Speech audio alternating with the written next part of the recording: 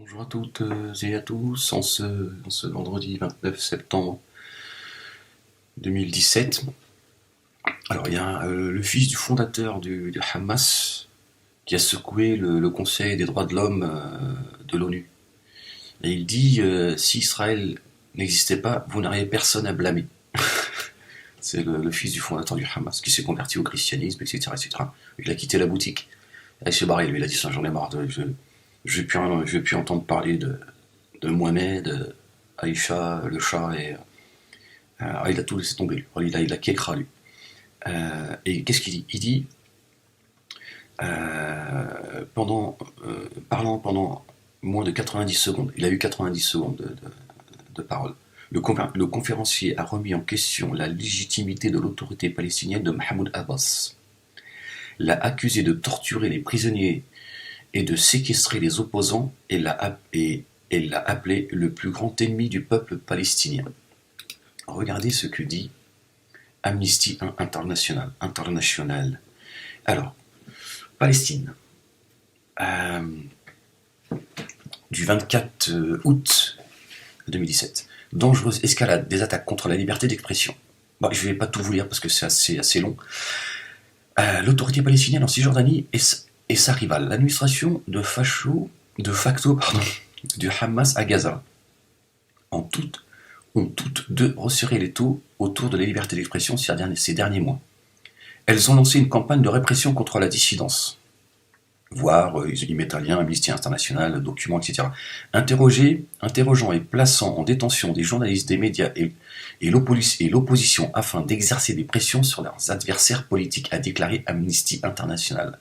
En Cisjordanie, l'autorité palestinienne a arrêté 6 journalistes en août à ce jour, fermé 29 sites web et introduit une loi controversée sur la cybercriminalité qui encadre très strictement la liberté des médias et interdit l'expression et la dissidence en ligne. Dans la bande de Gaza, les forces de sécurité du Hamas ont arrêté au moins 2 journalistes depuis le mois de juin et empêché tout autre professionnel des médias de faire librement leur travail. Au moins 12 Palestiniens, dont des militants, ont été placés en détention par le Hamas pour des commentaires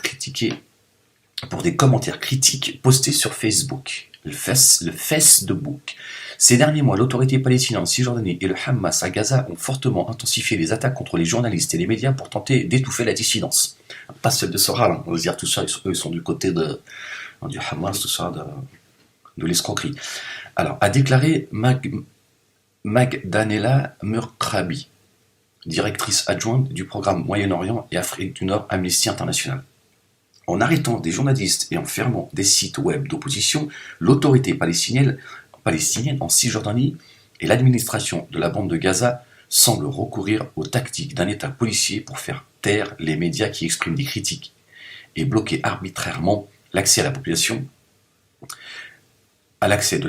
à l'information.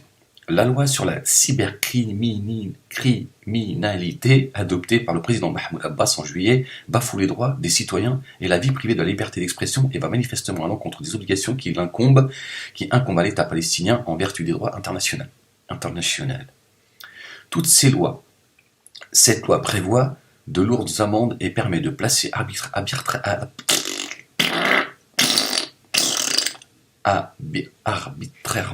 en détention toute personne exprimant en ligne des vues critiques à l'égard des autorités palestiniennes, y compris les journalistes et les lanceurs d'alerte. Elle pourrait également être utilisée pour prendre pour cible toute personne ayant simplement partagé et retweeté des informations de ce type. Quiconque est réputé avoir troublé l'ordre public, l'utilité, les ponctuations, tout ça, qu'est-ce que tu veux que je te dise?